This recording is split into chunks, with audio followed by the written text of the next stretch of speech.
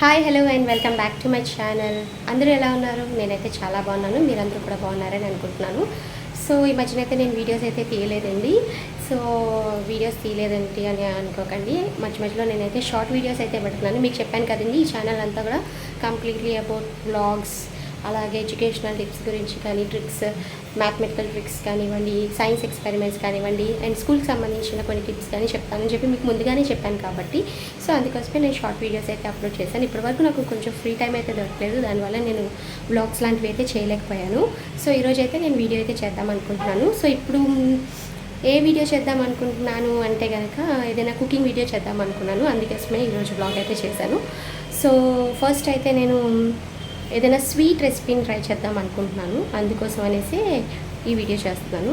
So sweet అంటే ఏ sweet అని అనుకోవచ్చు, రైస్ ఖీర్ తెలుసు కదండి, పరవన్నం.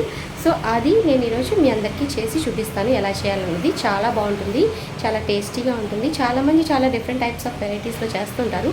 లైక్ అంటే రైస్ని అంతటిని కుక్ చేసిన తర్వాత బెల్లం పాకాన్ని అందులో మిక్స్ చేసి పరవన్నం చేస్తారు, అలా చేస్తుంటారు. కానీ నేనైతే కంప్లీట్లీ మిల్క్లో కుక్ చేసి చేస్తానండి. చాలా టేస్టీగా ఉంటుంది. తప్పకుండా మీరు అందరూ ట్రై చేయండి.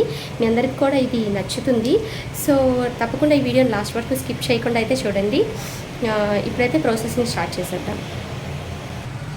సో ఈ రెసిపీ చేయడానికి ఫస్ట్ మనం ఏం చేయాలంటే కనుక మనం రైస్ని ముందుగానే మనం నానబెట్టుకొని ఉంచుకోవాలి. సో ఇక్కడ చూడండి, ఈ గ్లాస్ ఉంది కదా, ఈ గ్లాస్ మెజర్మెంట్తో నేనైతే రైస్ని నానబెట్టుకున్నాను. సో 1 గ్లాస్ ఆఫ్ రైస్ సరిపోతుందండి. సో ఈ గ్లాస్తో నేను ఆల్రెడీ రైస్ని ఒక 10 to 15 మినిట్స్ మినిమం మనం నానబెట్టుకుంటే కుకింగ్ ప్రాసెస్ అనేది ఈజీ అవుతుందన్నమాట. ఇక్కడైతే నేను ఆల్రెడీ రైస్ అయితే ఇందులో నానబెట్టేసుకున్నాను.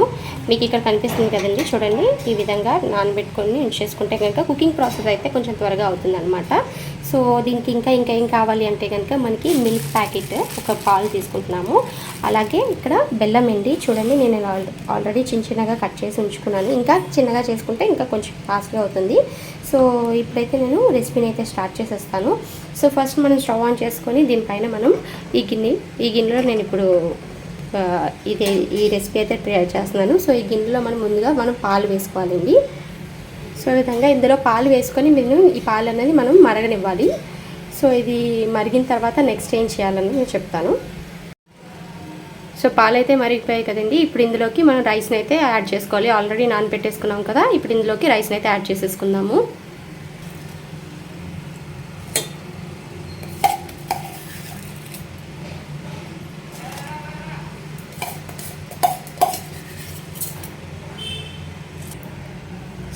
సో ఈ విధంగా పాలల్లో మనం రైస్ని యాడ్ చేసేసుకున్న తర్వాత ఈ రైస్ అనేది బాగా కుక్ అవ్వాలి. దీన్ని మనం లో ఫ్లేమ్లోనే కుక్ చేసుకుంటాము. జనరల్గా రైస్ని ఎలాగైతే కుక్ చేస్తామో అదే విధంగా దీన్ని కుక్ చేసుకోవాలి. సో ఇది నియర్లీ ఒక 10 to 15 మినిట్స్ టైం ప్రాసెస్ అయితే అవుతుంది. ఈలోపు మనం గార్నిషింగ్ కోసం మనం జీడిపప్పులు ఇవన్నీ కూడా ఫ్రై చేసి రెడీగా ఉంచేసుకోవాలి. సో ఇప్పుడు ఒక కడాయి తీసుకోవాలి. ఇందులోకి ఒక 1 స్పూన్ వరకు నెయ్యిని అయితే యాడ్ చేసుకోవాలి. నెయ్యి కొంచెం మెల్ట్ అవ్వాలండి.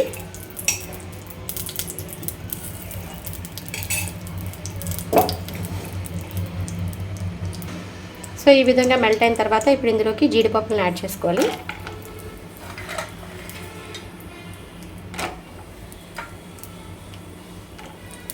జీడిపప్పులు అన్నది లైట్ గోల్డెన్ కలర్ వచ్చినంత వరకు ఫ్రై చేసుకోవాలి, ఎక్కువగా ఫ్రై చేయకూడదు.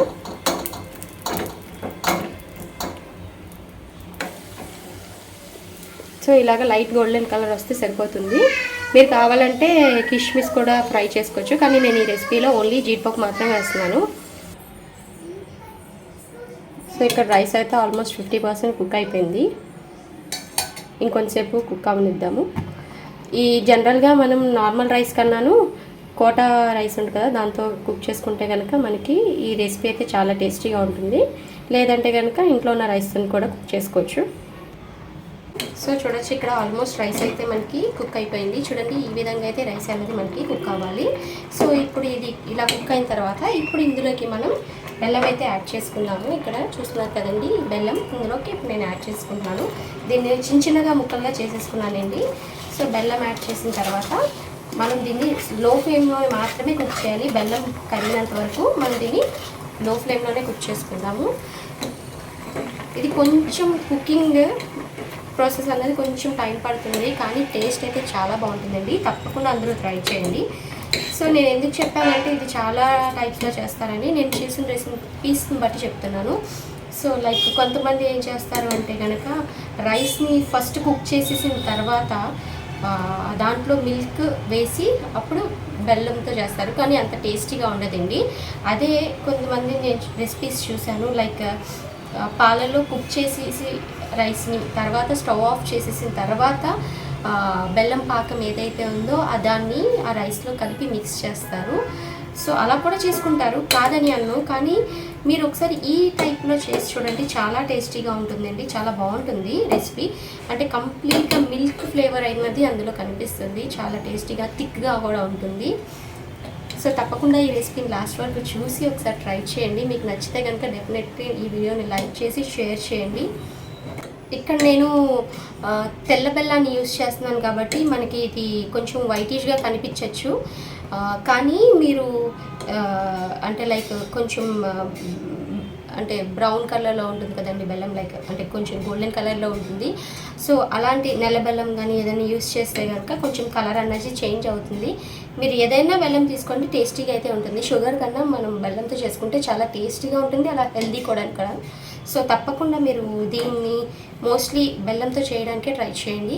అలాగే ఒకసారి ఈ రెసిపీని ట్రై చేసి ఎలా వచ్చిందన్నది మాకు ఒకసారి కమెంట్ సెక్షన్లో కమెంట్ చేసి చెప్పండి. సో ఇప్పుడు ఇందులోకి దంచుకున్న ఇలాచీని అయితే వేస్తున్నానండి. మీరు కావాలంటే ఇలాచీ పౌడర్ ఉంటే ఇలాచీ పౌడర్ వేయండి. నేనైతే ఇక్కడ ఇలాచీని దంచుకొని వేస్తున్నాను. ఓకే, సో ఇది ఇలా కంటిన్యూస్గా కుక్ చేస్తూనే ఉండాలండి, లో ఫ్లేమ్లోనే, అంటే తిప్పుకుంటూ ఉండాలి, లేదంటే కనుక కిందన అడుగంటుతుంది. అండ్ మీ అందరికీ ఒక స్మాల్ రిక్వెస్ట్ ఏంటి అంటే కనుక, నేను తెలుగులో మాట్లాడుతున్నాను కదా, ఏదైనా మిస్టేక్స్ ఉంటే ప్లీజ్ ఎక్స్క్యూజ్ చేయండి. ఎందుకంటే మేము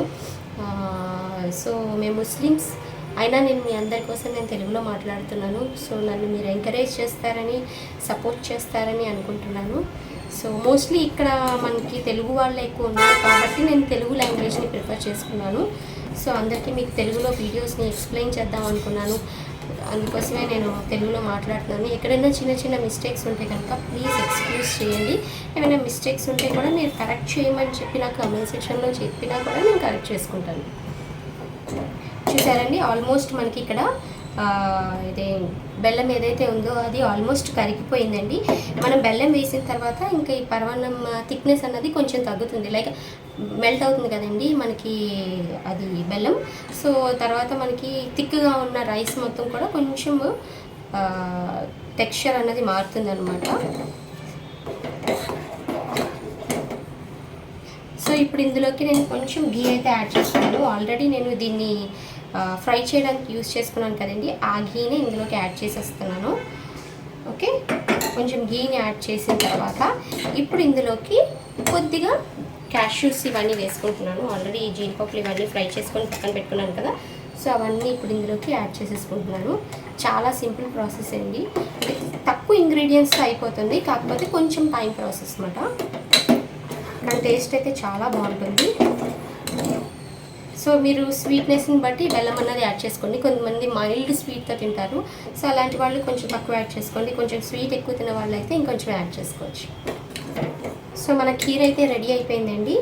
సో అండ్ ఫైనల్లీ మీకు అంటే మీరు చాలామంది అడగచ్చు ఎగ్జాక్ట్ మెజర్మెంట్ ఏంటి, ఎలా తీసుకున్నారు ఏంటి అని అడగచ్చు.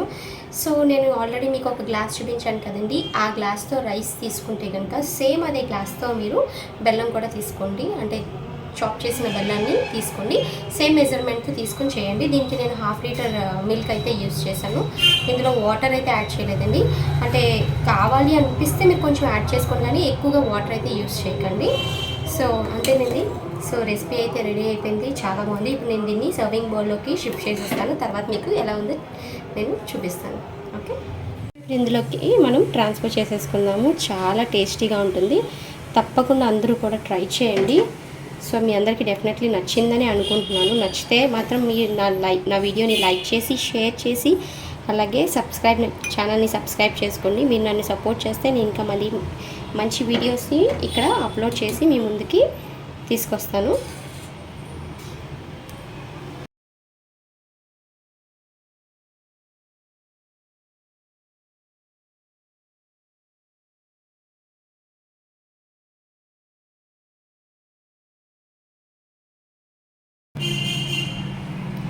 దీనిపైన కొంచెం గీనైతే ఇలా యాడ్ చేసుకుందాము. అలాగే మనం క్యాష్యూస్తో ఇలాగా గార్నిష్ చేసుకుంటే కనుక చాలా అంటే చాలా టేస్టీగా ఉంటుంది. సో మీరు కావాలంటే ఇందులో కిష్మిష్ కూడా యాడ్ చేసుకోవచ్చండి. నేను ఓన్లీ క్యాష్యూస్ మాత్రమే యాడ్ చేసుకున్నాను. సో మీకు ఈ వీడియో అయితే నచ్చిందని అనుకుంటున్నాను. నచ్చితే కనుక డెఫినెట్లీ లైక్ చేసి షేర్ చేయండి. అలాగే నా ఛానల్ని ఫస్ట్ టైం చూస్తున్నట్లయితే ఛానల్ని సబ్స్క్రైబ్ చేసుకొని నన్ను ఇంకా ఎంకరేజ్ చేస్తారని అనుకుంటున్నాను. సో నెక్స్ట్ వీడియోతో మళ్ళీ కలుద్దాము. ఏదైనా రెసిపీని కానీ లేదంటే ఇంకేదైనా వ్లాగ్ కానీ చేస్తాను. So see in the next video. Bye bye.